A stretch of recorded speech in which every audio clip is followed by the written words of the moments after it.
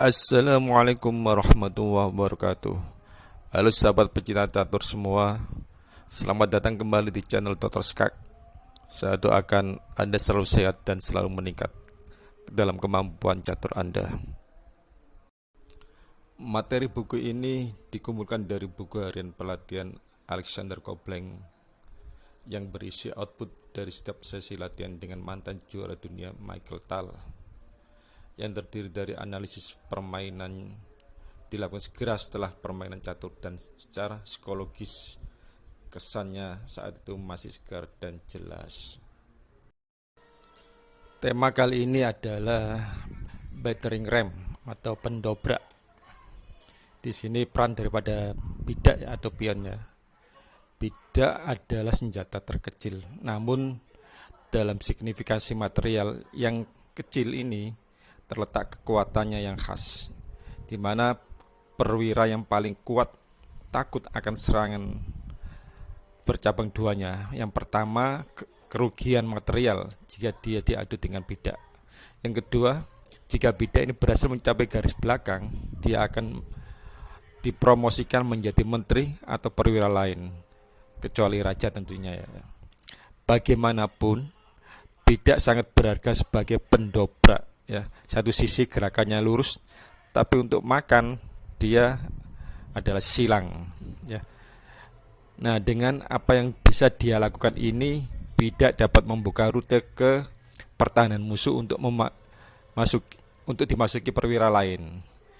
Nah, di sini bidak sebagai unit nilai terkecil, ia membutuhkan pertimbangan paling sedikit ya, karena nilai yang kecil tadi, sehingga dia sering dikorbankan untuk memecah bagian depan pion lawan. Kalau dilihat dari segi atau nilai materialnya kecil, tapi bernilai besar dari sisi kepentingan strategisnya, di mana bidak membatasi kebebasan perwira lawan, melindungi petak strategis penting, dan menghalangi gerak maju perwira dan bidak lawan. Rantai pion atau rantai bidak yang diatur dengan baik dapat memberikan tekanan yang kuat pada posisi lawan dan dapat mengikat seluruh kekuatan musuh sehingga sulit untuk bergerak atau melawan dengan efektif. Nah, sekarang kita akan melihat bagaimana bidak dapat meningkatkan potensi dinamis dari perwira-perwira.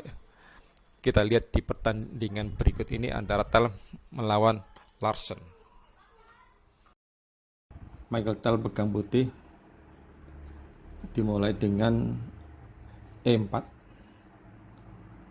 C5, kuda F3, D6, D4, C makan D4, kuda makan D4, kuda F6, kuda C3, A6, masih normal ya langkahnya sesuai teori.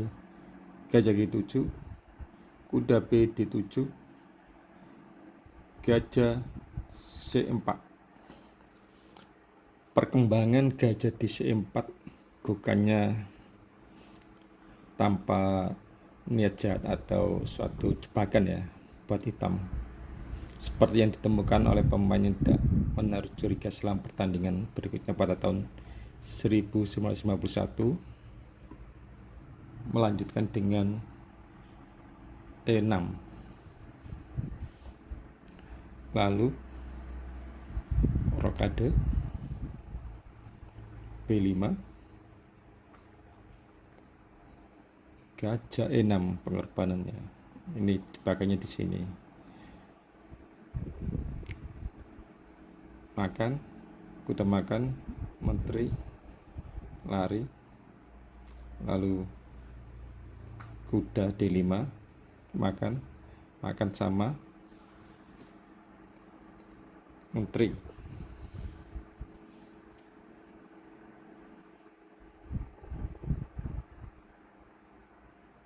Maka sama menteri ya.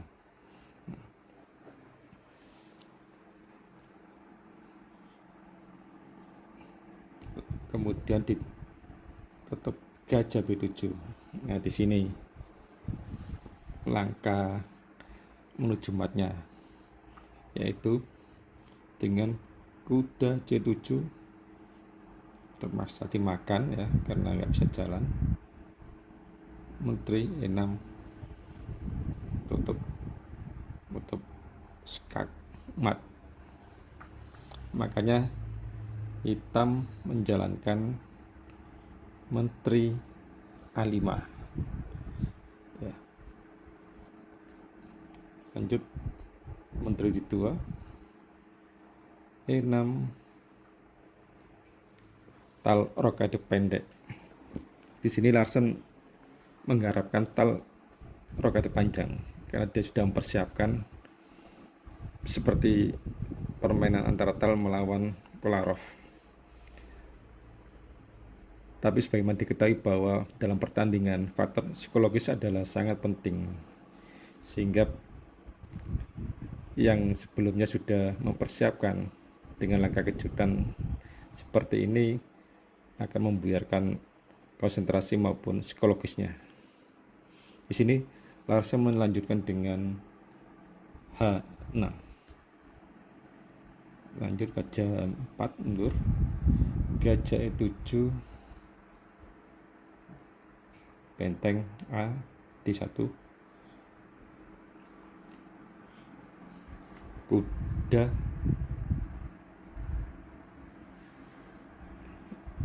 E5. Nah, di sini kalau hitam melanjutkan dengan rokade, maka kuda makan kuda ke D5, ancaman makan menteri ya. Kalau menteri makan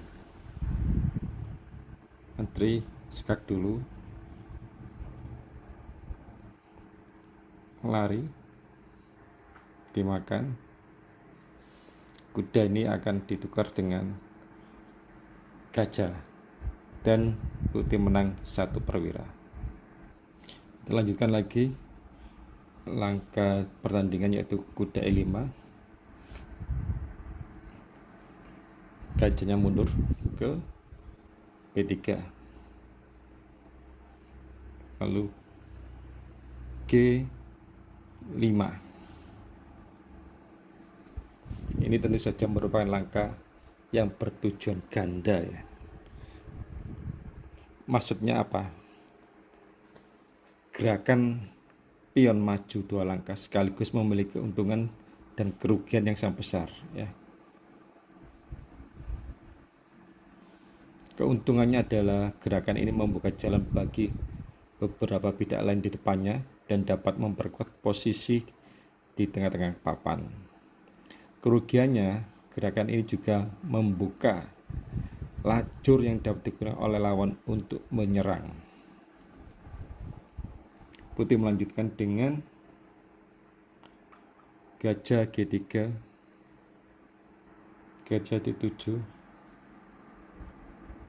dan F4. Ini kita perhatikan lagi ya, ada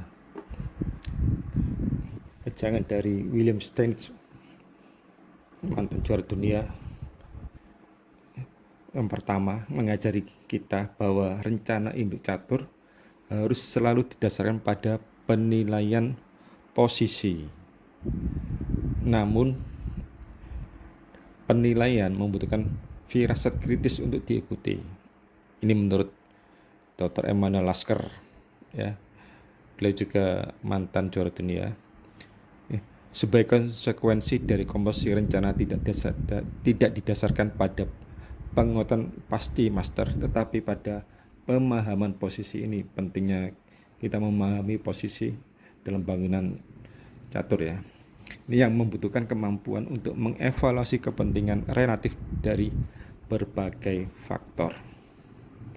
Nah, kesulitan menilai langkah F4 ini, di satu sisi langkah ini membuka lajur F untuk putih, tetapi di sisi lain memberikan kendali permanen kepada hitam atas titik petak E5 yang bagus ditempati oleh kuda ya.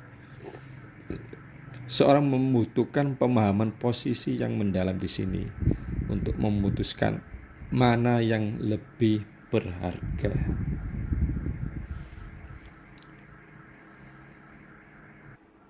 Hitam melanjutkan game akan F4, akan sama gajah, kuda H5. Ini seharusnya hitam menarik menterinya ke C7 harusnya, daripada menempatkan kudanya di pinggir pertandingan ya. Karena tempat yang paling bagus bagi kuda adalah di tengah ya, termasuk di F6. Putih melanjutkan gajah makan kuda E5. Jangan makan H6 ya, karena dia akan kuda G4, dan ini bagus bagi putih untuk serangan di raja putih. Maka hitam melanjutkan menteri makan E5. Langkah ini kelihatan logis. Hitam ingin menguasai peta E5. Andaikan Larsen memainkan D makan E5, apa yang dilakukan oleh Michael Tal? Maka Michael Tal akan melanjutkan dengan kuda F5, langsung menyerang gajah C5 sekat,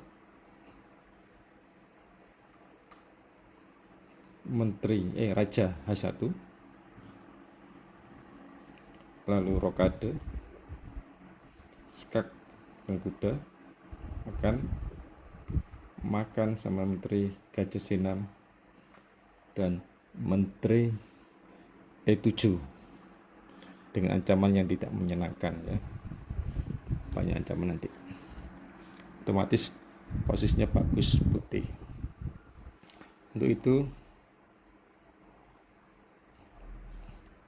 Ben Larsen makan dengan menterinya, menteri makan E5 ya.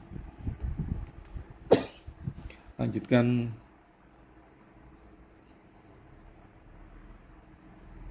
raja S1,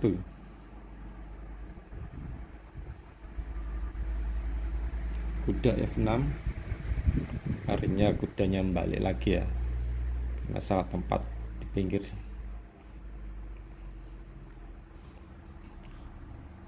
Kuda F3 ya, musir menteri A5. Adakah yang lebih baik dari langkah ini? Bisakah putih mengeksploitasi langkah menteri ini ya? Jika langkah alternatif menteri C5 ya, maka E5, D makan E5, kuda E4, menteri C6, menteri C7, kuda makan E5. Nah, disini jelas posisinya bagus putih. Nah, kita lanjutkan lagi menteri A5.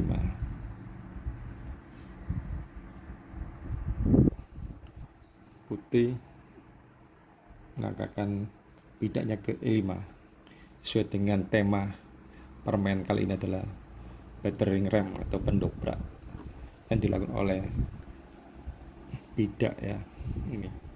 Ini membuka lajur menteri dan membebaskan E4 untuk kuda. Nah, posisi hitam kini runtuh seperti rumah kartu.